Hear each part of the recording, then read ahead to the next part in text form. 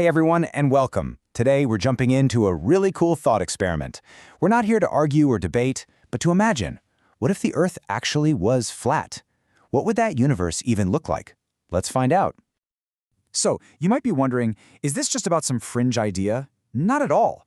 By taking this concept seriously for a moment, we can actually unlock a much deeper appreciation for our own world and exactly why it works the way it does. Think of it as an intellectual adventure.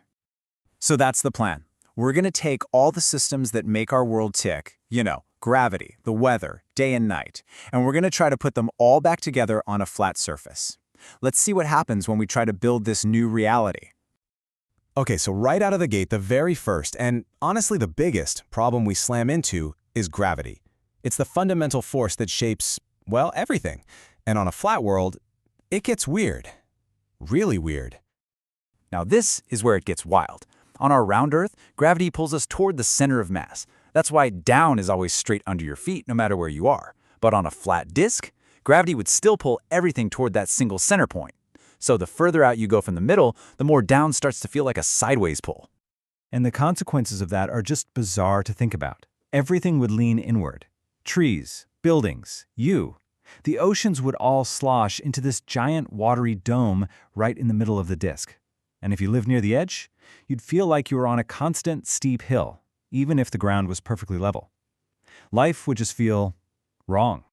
All right, so clearly that's a mess. It's just not going to work. For our thought experiment to even continue, we need some kind of fix.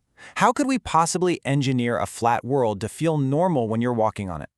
Well, the only way out is to pretty much invent a whole new kind of gravity, a force that just pulls everything straight down, everywhere, all the time. Okay, great, problem solved, right? We're not walking on a hill anymore. But in fixing that one little issue, we have created a much bigger one.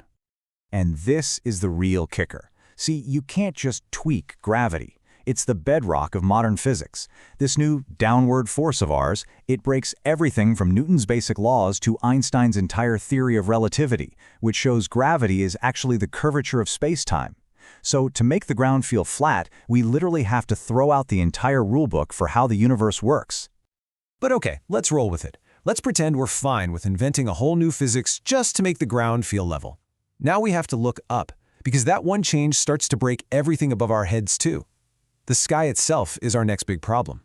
I mean, think about it for a second. With our new magic gravity just pulling straight down, what's to stop all our air from just spilling off the edges into space? You'd think it would all pool in the middle, getting thinner and thinner as you go out until the edges were just a vacuum. A common answer you'll hear is, well, what about a giant dome? Like a massive snow globe keeping all the air in. But that solution just opens up a whole Pandora's box of new questions. What is this impossibly huge thing made of? How is it supported? And maybe the biggest question of all, who or what built it? We've just swapped a physics problem for a bunch of unanswerable mysteries. All right, let's just say we've got our dome, the air is safe. Phew. But now we run smack into another huge problem, day and night. If our sun is the massive distant star we know it is, it would just light up the entire flat surface all at once. There'd be no sunset, no sunrise, no night. To get around this, you have to completely reinvent the sun. It can't be a star anymore. No way. It has to become this small, nearby object that moves around like a spotlight, circling high above the disk and only lighting up one section at a time. It's a totally different thing. And the effect this flashlight sun would have on our climate?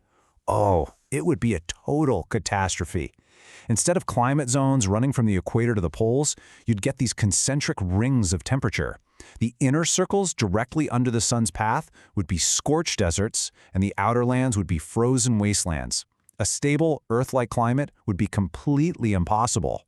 And hey, it's not just the sun that goes haywire. The moon, our real moon, also stops making any sense. Its orbit, the way it pulls on our oceans to create tides, its phases, and the absolute perfect geometry that gives us eclipses, all of that depends on spherical bodies doing a very precise cosmic dance. On a flat plane, all of that just breaks. So let's take a breath. We've broken physics. We've broken the sky. Now let's see how all these changes will completely alter the human experience of just living in the world, starting with how we get around. This quote just hits the nail on the head. The whole idea of circumnavigation, sailing all the way around the world, is gone. You couldn't sail west from Asia and end up in Europe. You'd just keep going until you hit a wall or an ice cliff or whatever is supposed to be at the edge of the world. Our understanding of global geography would completely fall apart. And you know, here's a beautifully simple proof that you can observe for yourself. If the Earth were flat, then everyone everywhere on the planet should see the exact same night sky. But we don't, do we? Someone in Australia sees a totally different set of constellations than someone in Canada, and that is only possible if we're all looking out at the universe from different angles on a curved surface. So, after breaking physics, the sky, and even how we navigate, we've finally reached the big payoff of our thought experiment. It's time to bring all these contradictions together and see what they're really telling us. What we've really witnessed here is a domino effect, a total cascade of failures. Changing just one thing, the shape of the planet, starts a chain reaction. You fix one problem, but that breaks two other things. Those fixes break even more things, until the whole system becomes this unstable, incoherent mess where complex life probably wouldn't even have a chance to get started. And that is the whole point. The round Earth isn't just a theory that happens to be right. It's the only shape that allows all the laws of nature, from gravity and physics to climate and astronomy, to all work together in a coherent, stable, and predictable way. It all fits. And this final quote just says it perfectly. The shape of our world isn't some random detail. It is a fundamental requirement for the interlocking systems that make life itself possible. Its roundness isn't just a fact, it's part of a beautiful, necessary design. And that leaves us with one last thing to think about. By questioning something as basic as the shape of the Earth, we ended up discovering just how connected everything is. So, what other simple, obvious truths are out there, just waiting to show us the secrets of our universe, if we only dare to look at them in a new way?